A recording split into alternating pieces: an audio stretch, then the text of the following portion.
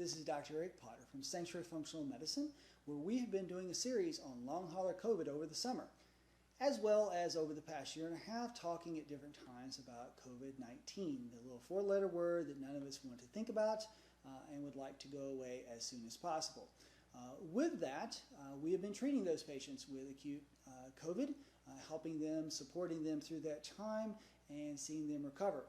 We are also treating patients with long hauler COVID and seeing them recover as well, and trying to prevent the first turning into the latter, the acute turning into the long hauler.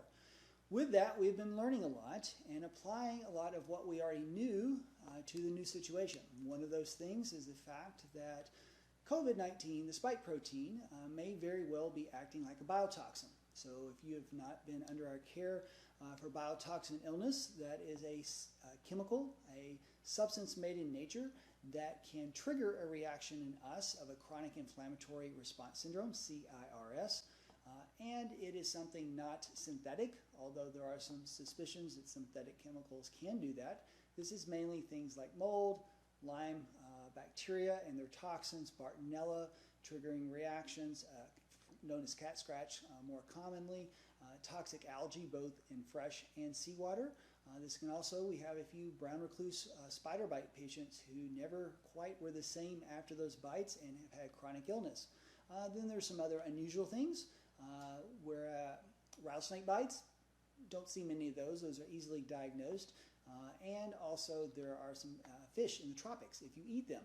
Most people know not to do that. But we have had unusual cases where people have been overseas, swimming in waterways in other countries that left them sick, sometimes for years or even decades. With that, we've been taking care of those biotoxin patients, and then we saw this long hauler COVID syndrome come up, and it's like, you know, I read through the list of the symptoms on a web page of long hauler COVID, and I think you could pretty much put mold or Lyme or Bartonella in there and be 99% the same. So it was really, really exciting, not necessarily for the harm that this is causing, but when I saw Dr. Shoemaker, Richie Shoemaker, who pioneered the work of mold detox and mold toxicity in the first place, put out a paper on using transcriptomics, where he is looking at the transcription of genes, how active those genes are in making proteins between COVID patients, acute COVID patients, and those who had mold toxicity. And when you look at the active genes, pretty much matched up, which makes me think that it is a biotoxin illness.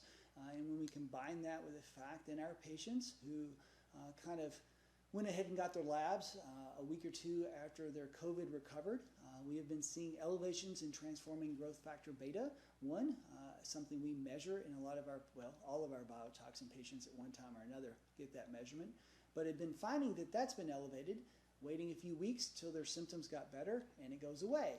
And in our patients who have long hauler COVID, we are finding that elevated as well. Now, in those patients, if we had not checked before COVID, maybe that was already there, maybe it was from Lyme or mold toxicity, but regardless, we are treating them as a biotoxin illness with success. So we look forward to treating more patients and learning more about this condition, but with that, knowing that there are others out there who have done some studies that show that we are on the right track is very encouraging for ourselves and hopefully for you as well if you're suffering from long hauler COVID. So until next time, this is Dr. Eric Potter from Sanctuary Functional Medicine, continuing a little bit of a video break from our long hauler blogs and talking about some of the research that's newer out there. Look forward to seeing you again soon. Have a good day.